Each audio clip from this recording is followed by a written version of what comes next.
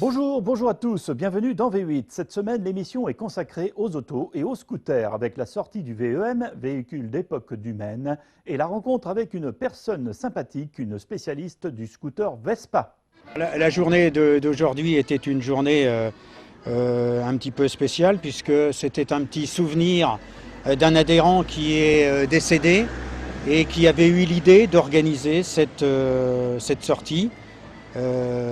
Et donc voilà, on fait donc aujourd'hui, on a emprunté, on a été visiter le château de Viré-en-Champagne.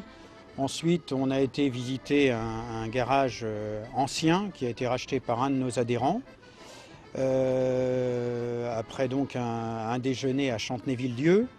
Et puis ensuite, on va aller cet après-midi voir un élevage d'autruches et normalement également le jardin de la Maçonnière. Voilà le programme de la journée. Et donc après, on va se faire un petit pot de dislocation, si j'ose dire, un petit pot d'adieu. Voilà, notre journée sera bien remplie et je pense que les gens seront contents de leur journée.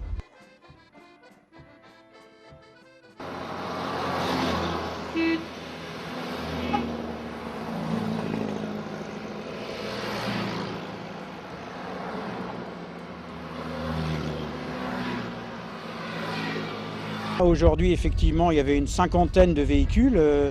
On avait le plaisir d'accueillir le club Vespa. Et donc, je crois qu'il y avait 40 et quelques voitures, plus 6 Vespa à deux roues, plus la Vespa 400. Et donc, en gros, 108 personnes au déjeuner. Donc, ce qui est une belle sortie pour nous. Ça nous fait très plaisir d'avoir autant de participants à cette journée.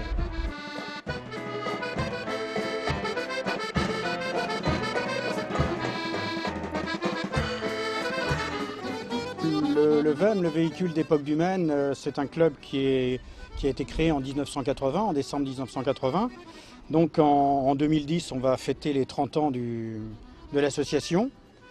Ce club donc regroupe environ 60 adhérents actuellement pour un total environ de 175 voitures et motos.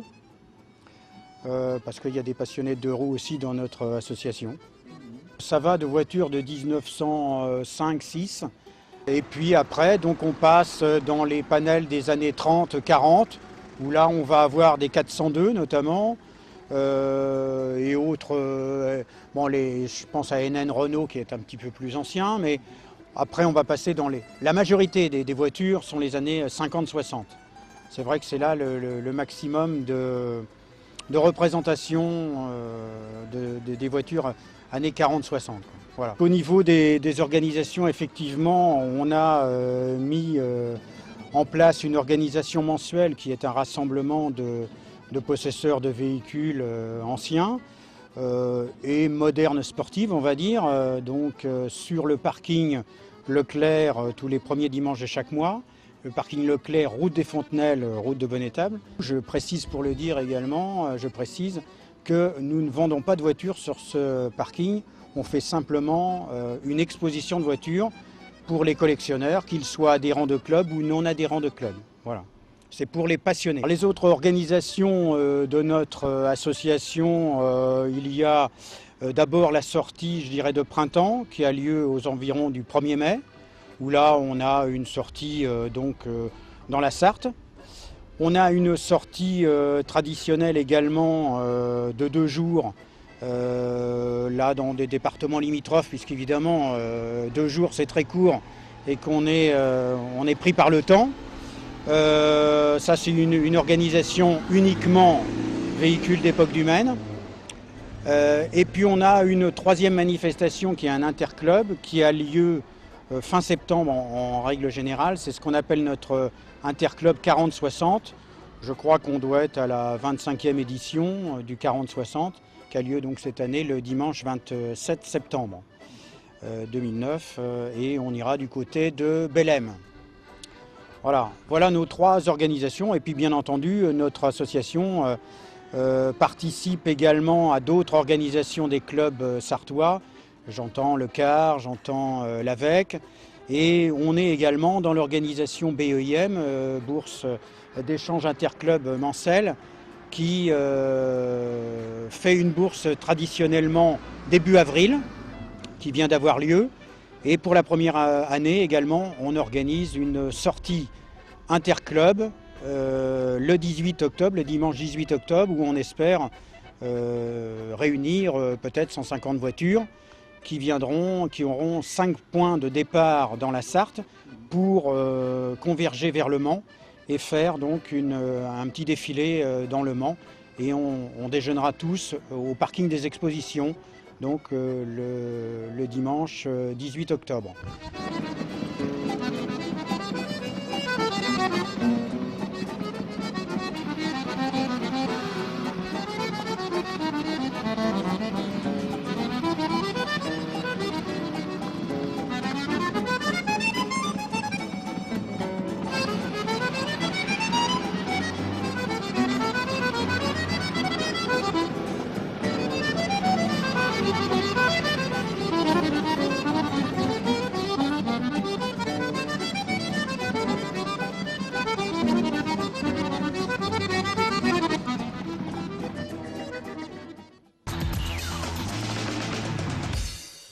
Donc, bonjour Solange, merci de m'accueillir dans votre maison.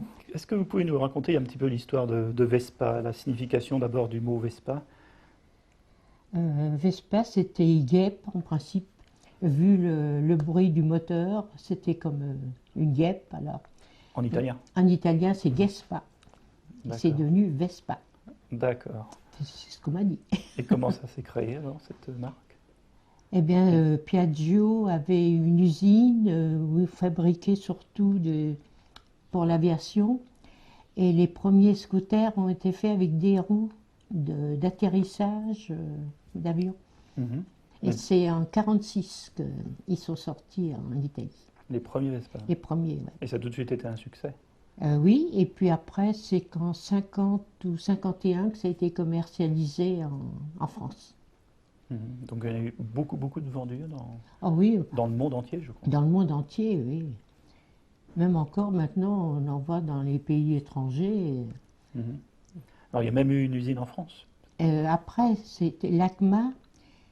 Alors à Fourchambault, je ne me rappelle plus en quelle année. Ah oui, c'était bien 10 ans après. C'est que dans les années 60 qu'ils ont été fabriqués en France, à Fourchambault. Mais là, l'usine n'a pas duré très longtemps, je crois. Non, bah pareil, une dizaine d'années. C'est là aussi que le Vespa 400 a été fabriqué. Le Vespa 400, c'est une automobile. Oui. Et puis, c'est pareil que dans les années 66, ça a beaucoup... Il y avait le casque obligatoire, l'assurance obligatoire. Puis alors, l'assurance, c'était 2 fois plus cher que pour une voiture. Et à ce moment-là, eh bien, les jeunes qui avaient des scooters, ils payaient tellement cher d'assurance que ils ont acheté des 4 chevaux d'occasion, ils payaient moins cher d'assurance que pour un Vespa. Et ça a été Ça a été fin, la pas la dégradation. fin, puisqu'il Oh, en si, existe presque, encore. oui, mais Mais ça a été pendant quand même 20 ans que ça existait, pour ainsi dire, plus en France, le Vespa. donc vous, Solange, quelle est votre histoire? Vous avez eu un commerce donc de Oui, Vespa. mon mari était mécanicien. On était mécanicien en campagne, à Neuville. Et puis, il faisait les voitures, les cyclomoteurs et tout. Et puis, un jour, en 52, il y a le fils de l'épicière qui est venu pour acheter un Vespa, parce qu'il n'y avait pas longtemps. Si on pouvait lui... Alors, on s'est renseigné, on pouvait lui vendre un Vespa. Et après, il nous a amené plein de copains qui étaient au lycée avec lui au Mans. Et puis, c'est comme ça qu'on a commencé à faire Vespa. Et à l'époque, le concessionnaire, c'était avenue Jean Jaurès, c'était monsieur UV, qui était... Et puis après, ça a été monsieur Sablé, de l'autre côté du viaduc aussi, le concessionnaire. Donc au départ à Neuville pour vous. Oui, à Neuville. Et puis après, vous êtes Jusqu'en arrivé. 57. Et puis alors, après, on avait déjà beaucoup de clients à Neuville. Alors, ils étaient tous du Mans. Ils en avaient assez de faire 10 km aller et autant retour pour venir les réparer à Neuville. Alors ils nous ont un petit peu forcés à venir nous installer au Mans. Alors on s'est installé rue Gambetta, 123-125 rue Gambetta prolongée. Et puis alors là, on avait encore 10 fois plus de clients. D'accord. Et ça s'appelait la Station Bleue. Station Bleue. Station Bleue. Pourquoi Station Bleue? Eh bien parce que on avait vu dans d'autres villes, il y avait station verte et station. Enfin, alors on a dit comme nous on aimait bien le bleu, on a mis station bleue. Vous en avez vendu beaucoup, alors Ah combien de temps oui, ça a je sais. duré? Eh bien nous on a vendu de 52 à 67 D'accord. pendant 15 ans. Et ça fait quelle quantité? Ah ben ça, la quantité, je suis incapable de vous le dire. Je sais que je rencontre encore quelquefois des anciens clients, mais j'ai aucune idée, mais je sais que. Et puis alors on a fait partie du Vespa Club en 54. Ah oui, le Vespa Voilà. Club. Donc vous étiez Et j'ai été secrétaire? secrétaire du Vespa Club, alors que j'ai ma carte du Vespa Club de 1954. Et pourquoi y a-t-il un club Vespa dans les années 50 comme ça? Ah ben parce qu'il y en avait dans toutes les villes, hein. Mais c'est les Italiens qui avaient initié cette... Non, je crois que c'est les Français qui ont fait Français. le Vespa Club de France, et puis toutes les villes avaient leur Vespa Club. Il y en avait partout. Donc c'est un peu rentrer chez Vespa, c'est rentrer en religion un peu, Ah non? oui, oui, vraiment, le Vespa, ça avait pris une ampleur formidable. Et pourquoi est-ce que vous étiez attiré par Ah ben, c'était une mode vraiment, et puis ça nous a toujours plu.